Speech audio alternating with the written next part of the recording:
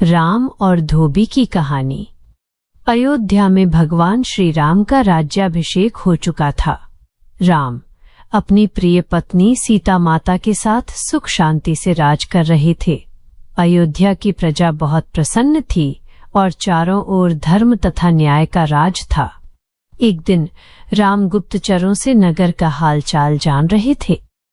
गुप्तचरों ने उन्हें बताया कि अधिकतर लोग राजकाज से संतुष्ट हैं, लेकिन कुछ लोगों के मन में सीता माता के लंका में रहने को लेकर अभी भी संदेह है। गुप्तचर ने बताया कि उसने एक धोबी कपड़े धोने वाला को अपनी पत्नी से झगड़ते हुए सुना। धोबी अपनी पत्नी पर गुस्सा होते हुए कह रहा था, मैं तुम्हें अपने घर में नहीं रखूंगा। मैं राम नहीं हूं कि दूसरों के घर रहकर आई स्त्री को अपना लूं। यह बात सुनकर राम को बहुत दुख हुआ।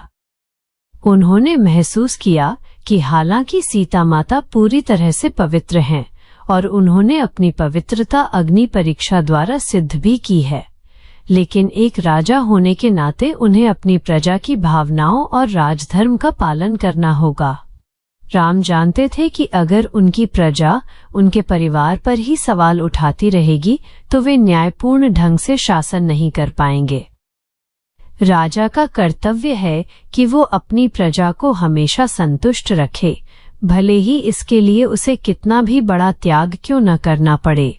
भारी मन से राम ने अपने छोटे भाई लक्ष्मण को बुलाया और उन्हें आदेश दिया कि वे सीता माता को वन में महर्षि वाल्मीकि के आश्रम में छोड़ आएं।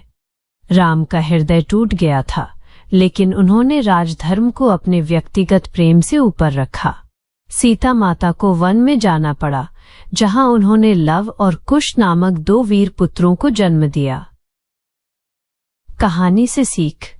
इस कहानी से ये शिक्षा मिलती है कि 1. राजा का सबसे बड़ा धर्म है प्रजा की संतुष्टि। एक शासक को हमेशा अपने व्यक्तिगत सुख से पहले अपने राज्य और प्रजा की भलाई को रखना चाहिए। 2. लोक निंदा का महत्व। भले ही बात झूठी हो, लेकिन जनमत लोगों की राय एक राजा के लिए बहुत मायने रखती है।